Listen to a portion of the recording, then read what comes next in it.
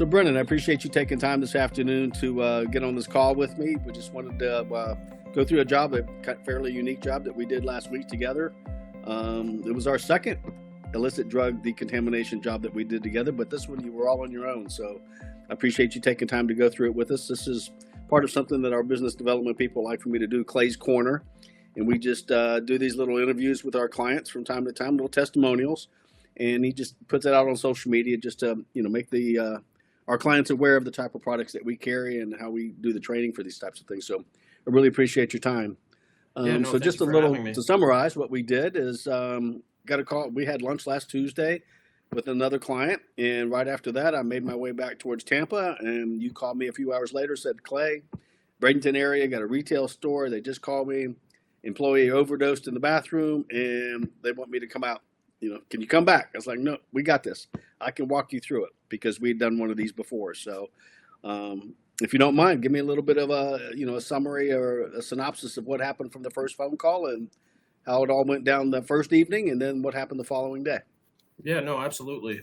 So last Tuesday, we had gotten a call in a retail space for a fentanyl cleaning. An employee of theirs had overdosed in the bathroom the night prior, and we were called to come out and do the decontamination. This was on a Tuesday, 2 days before Thanksgiving, 3 days before, one of the biggest shopping days of the year.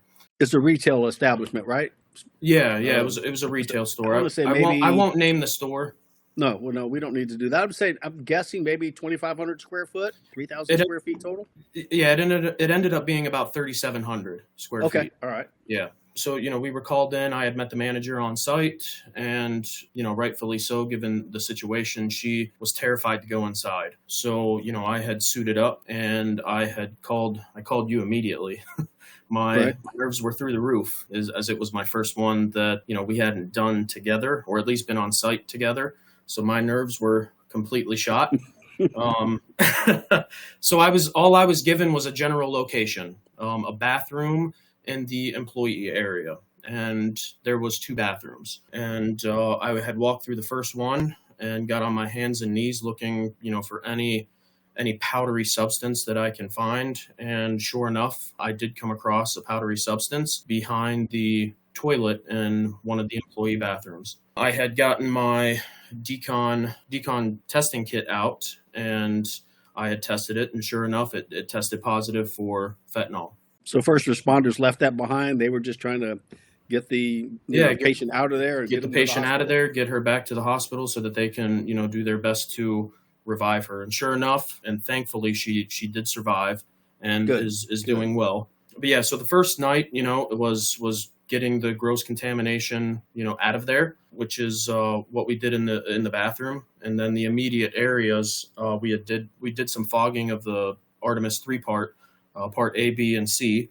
And part A is the surfactant, part B is the hydrogen peroxide, and C is the activator. So we wanted to focus on the back of the house area of where this employee spent most of their time. So that consisted of the bathrooms, the offices, and the kitchen area. So the first night was solely to ensure that any powdery substance was completely gone. And then the next day we came back and HEPA vacuumed all the walls and ceilings and flooring, both in the back of the house area and the store where the general public comes in and does their shopping. Very good. So when you first arrived there, the store manager was outside of the store and just pointed and said, it's going to be back there somewhere. And you just went in kind of blind to look for it. What was her feeling after that first night where you just did an initial decontamination? Was she under the assumption that she had no idea what to do, what you were going to do? Guide me through what you had to talk to her about, what was going to happen next and the procedures you were going to do. Yeah, no, absolutely. So, again, she was terrified. There was two employees on site that let us in, and they were both terrified to go inside, and rightfully so. But I walked them both through, the process of what we were going to do that night and the following day. So I kind of set their mind at ease, letting them know that it will be safe once this process is complete. So that probably helped them go home and rest a little easier, knowing that they, had a building to go back to for work in a couple of days. Yeah, no, absolutely. Time was of the essence in this situation because, again, this was a day, 2 days before Thanksgiving. Well, the second day of the cleaning process was a day before Thanksgiving, and then 2 days before the biggest shopping day of the year. So, their main focus was obviously safety for the general public and the employees. And then again, business. Black Friday, biggest shopping day of the year, so they wanted to do what was necessary to get it safe and be open for Black Friday. So I'm assuming, and I don't want to speak for you, but I'm assuming, after doing that Tuesday night, Tuesday evening, Wednesday morning, you're thinking in your head, okay, what's the process? What's my plan? How do I plan my work and work my plan? Show up there Wednesday morning with your crew, and then you already had, I'm sure, step by step, you knew what you needed to do as far as geographically, what were the hot zones? How am I going to go about cleaning this, keep my people safe, but yet be thorough and effective in what we're doing? So walk me through that process Wednesday morning. Yeah, so Wednesday morning, again, it was touching the immediate areas of where the main contamination zone was, which was the back of the house, the bathroom and the employee areas, which was contained off from the general public area on Wednesday night. So we wanted to, after neutralizing the gross contamination, the next step was to come in, HEPA vacuum the back of the house area from floor to ceiling, and then do the 3-part fogging of the Decon Force 100.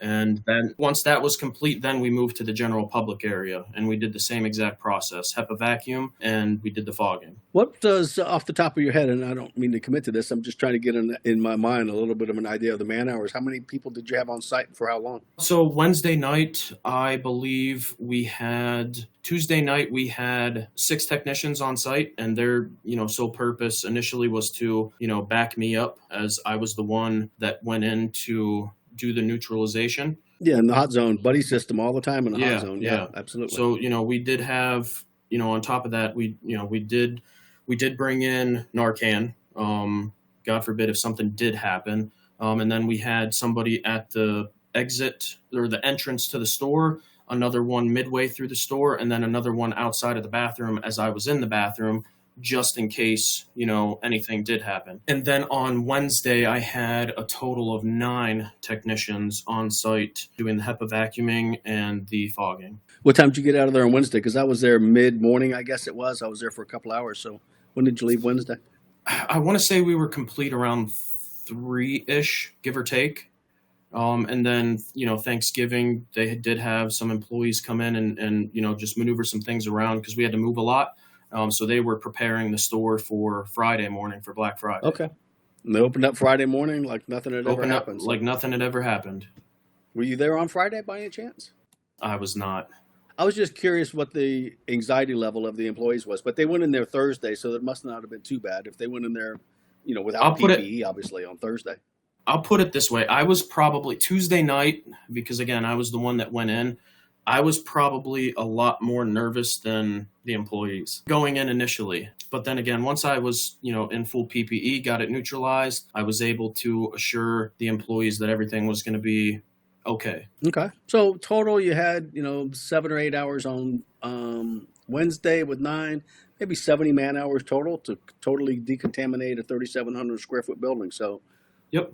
Pretty good efficiency there as far as, you got to be thorough. And I know you had to get up on the ladders because you had to get all those registers and the diffusers up 13 feet in the air. So those are time consuming and it's all ladder work. So you got to be careful with that. But very good. Very good. So at the end of the day or at the end of the project, the manager was comfortable that she could let everybody come right back in. Yeah, everybody from the, the manager of the store all the way up to, the corporate office. They were very satisfied with what we had done. Okay. Yeah, I'm sure they're looking for feedback from the store manager that's on site, but at the end of the day, they're the ones paying the bill. They're the ones that need reassurance that somebody's going to be in there, go in there and not have any liability issues with the general. Yeah, no, absolutely. So, absolutely. Very good. Very good. So you feeling pretty confident for the next one now? 100%. 100%. Yeah, no. I may still call you just to let you know that, hey, anytime we're doing one. But yeah, I don't think I'll have to keep you in my AirPods and shake the entire time. So I think we'll be good for the next one.